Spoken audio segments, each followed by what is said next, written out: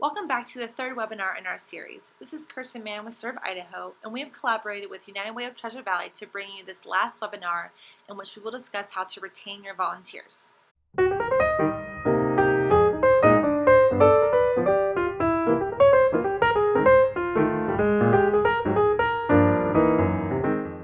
Before we can begin discussing some ways to ensure your volunteers want to stay with your organization, let's explore a little bit about why volunteers leave in the first place. In 2004, the Corporation for National Community Service did a study with the Urban Institute, and they found there are four main reasons why volunteers leave. And those are failing to train and invest in your volunteers, not matching volunteer skills and assignments, failing to provide strong leadership, and failure to recognize volunteer contributions. We are going to go over each of these throughout this webinar and talk about some ways to combat these failings. Number one, failing to train and invest in your volunteers. During our last webinar, we went over some tips and tricks when training your volunteers, so we're going to focus more on investing in your volunteers. Like many nonprofits, your organization is probably overworked, understaffed, and underfunded. So you do not always have the resources to send volunteers to conferences and to provide expensive resources. So let's talk about some ways you can invest professionally in your volunteers at no cost. Icebreakers and networking. Creating a time to introduce icebreaker games and networking opportunities show you value your volunteers and want to create a culture of volunteerism. This could be as simple as going out to lunch as a team or finding creative games. An example of one of my favorite icebreaker games is asking your volunteers to write down 3 things about themselves and having everyone guess whom that card belongs to. 16personalities.com. For those familiar with any Myers-Briggs test, this is just one version of that, and you can use any version you find best. This is a fun idea in which you discuss personality types and how those play into various work styles. Another way to show you want to invest in your volunteer is to send them an article, maybe a TED Talk, a podcast, etc., that focuses on something they are interested in. So for example, perhaps one of your volunteers is interested in food security. You might send them a TED Talk you love that discusses that same subject. You could also every quarter, or how often you would like, host a book club that perhaps focuses on your mission or general professional development. Don't also forget to look at events around your area for free trainings. There are often free forums you and your volunteers can attend at local universities or other various nonprofits. You can also ask professors and other professionals to perhaps come and speak at your organization. Oftentimes, individuals who are volunteering at your organization are doing so to better serve their community. If you are connected with other nonprofits, ask them to give your volunteers a tour and a brief talk about what they do.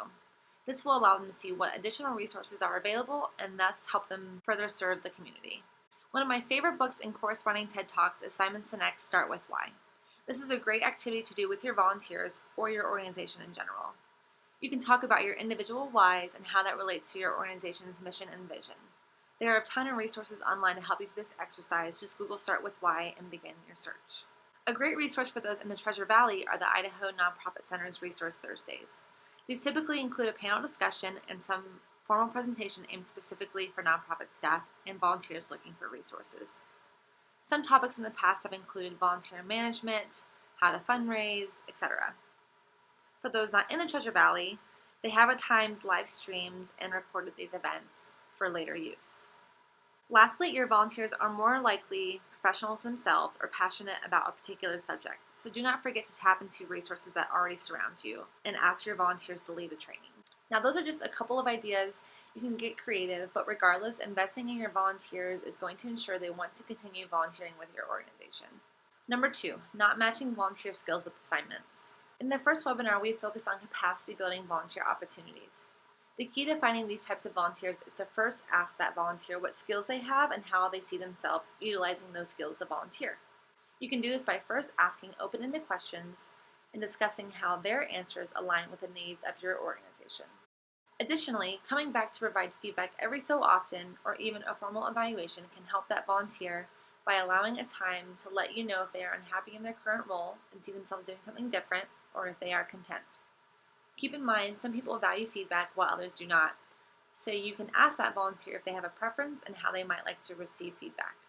Number 3, failing to provide strong leadership.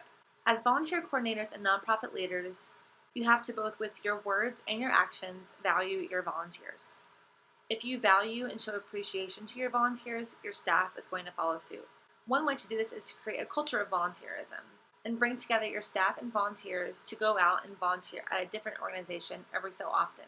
You can even let one of your volunteers or staff members pick which place, which gives you another opportunity to see their outside interests. Strong leadership also means having a constant point of contact for that volunteer.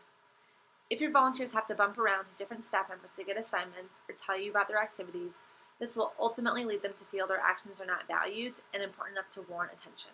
Number 4, failing to recognize volunteer contributions. This is perhaps one of the most important points you should consider. We should be sincerely thanking our volunteers for their work and doing so constantly. To show sincerity, be as specific as possible when thanking them.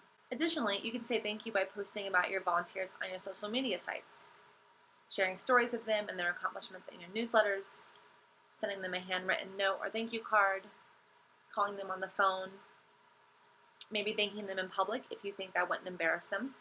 Other ways include perhaps providing them with a certificate showing how many hours they've contributed. If you have funds, merchandise is always appreciated.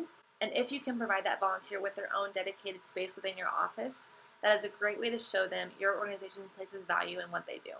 For those volunteers that go above and beyond, there are a couple different awards you can nominate them for. Idaho's Brightest Star Awards are put on every year by Serve Idaho, and we take nominations in a variety of categories. Those categories include individuals 55 and older, teachers and professors, students, businesses, nonprofit and civic organizations, and veterans. Outstanding volunteers are nominated by a panel of community reviewers, and winners are recognized by a representative from the governor's office during our award ceremony. For those middle school and high school aged volunteers, there is also the Prudential Spirit of Community Awards. This award offers the volunteer the opportunity to be recognized at the state and national level with a chance to win up to $5,000. Most recently, Shelby Kettler of Pocatello and Joey Thomason from Lewiston were both recognized at the national level.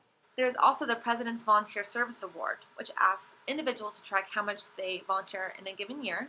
Winners receive an official pin, medallion, or coin, recognition, and a congratulatory letter from the President of the United States. Regardless of how you would like to thank your volunteers, cultivating those relationships is key, and offering sincere thank yous will help you retain your volunteers well into the future.